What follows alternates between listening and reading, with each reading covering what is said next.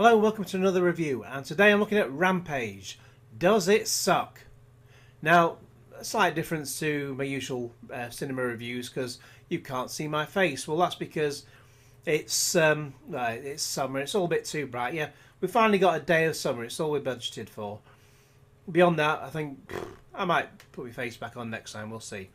Anywho, I went to see Rampage yesterday, and it's one of those films I was initially in two minds about seeing. I was caught in the middle of, well, if I see it, I may as well do so on the big screen as it'll look better. And it's just junk with Dwayne Johnson taking over from Arnie in the role of, as Barry Norman called him, the human special effect. It didn't help at this point that it was another movie based on a video game, and the only ones I can think of that entertained me in that respect were the Resident Evil series. So there I was in the cinema. I thought, at least it can't be any worse than Tomb Raider. A collection of everything we've seen in every other action film, and a complete lack of humour, plus the lamest ever catchphrase, "I'm not that kind of Croft." Still, at least Alicia Vikander looked fantastic, and that was the only aspect worth watching. And in the case of this film, we have Naomie Harris for the eye candy. Some will opt for Dwayne Johnson as a primatologist. Yes, that's a thing. He can talk to the animals, and even perform sign language with them, particularly George of the Jungle, a placid gorilla, for now until events change him in the film. All I remember about the video game Rampage is taking on the role of a gorilla or a mutated wolf or alligator. Climbing buildings, eating people, smashing helicopters, all until the buildings fell down. Then move on to the next level and do it all again, and rinse and repeat. This film takes a basic idea from that and weaves it into the plot, briefly, as a giant George, a flying wolf, and an angry alligator make their way to a particular building in Chicago, for reasons you'll discover, simply smashing it up to stop something irritating happening. Perhaps a planning meeting at Baywatch 2 Movie HQ was happening. Oh, I can dream. That first one was an absolute failure of a movie. The story to Rampage, or Honey, I Blew Up the Gorilla, could fit on the back of a postage stamp, as thanks to experiments in space, a gorilla, wolf and alligator are made huge thanks to genetic editing getting in their way, courtesy of a company called Energyne, run by smart-ass Claire Wyden, Malin Akerman, and a hapless brother Brett, Jake Lacey.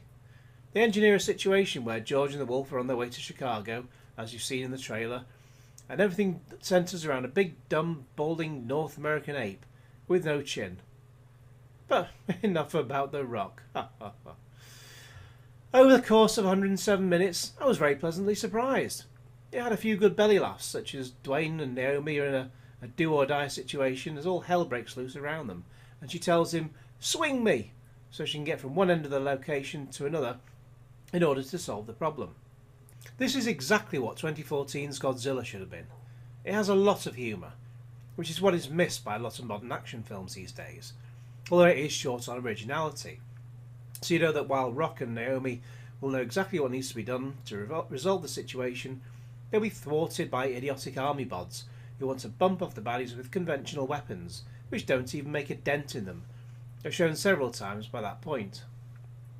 Plus, Jeffrey Dean Morgan wisecracks nicely as Harvey Russell, a shouty Texan knobend, who is this film's main US government representative, and who, in this most formulaic of plots, you know will be the arrogant one who knows that they need to be left alone to get on with things, and don't need government interference. Plus, of the many jokes in the film, one which cracked me up in this situation was when Naomie quizzed him which department he was from. He said, "Oh, I work for the American people." And she's like, "Not quite that, I can't do a Texan accent." But he says he works for the American people. And she says, "Who? Homeland? CIA? Justice League?" Even Dwayne's team at work are as predictable as possible, with the token blonde hottie, Amy, Brianne Hill, who wants to bed Dwayne, while there's also the nerdy podgy bloke Nelson. Cue another humorous line, and I'll make this my last one, but there are loads in there, as Nelson mutters to himself, "Girls love him. I should shave my head." But once the action begins, they're out of the picture, never to return. Don't worry about them though, as it's all about the two leads, with occasional interjections from Russell. At another point, someone suggests solving the on-screen issues with "Call 911." Oh yeah, the police will solve it?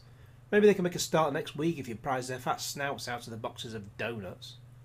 Yes, there's a bit too much crash, bash, smash with the monsters and the buildings in the final act, but at least it didn't go on for an age like in Man of Steel. I will say to its detriment though that Rampage is very sweary. A lot of S-word this and a-hole that, as well as a truncated mother just to ensure a 12 certificate, or PG-13 in America, where even just a straight PG is considered box office death unless it's like essentially a kids film, a CGI cartoon basically. However, all this swearing is completely unnecessary. So, before I come to the end of this time no video of me and just pictures instead. Is that better than my usual review where I'm on screen? Let me know in the comments below. Whatever you think, please like this video, share with your friends and subscribe if you haven't already. And cue Genesis.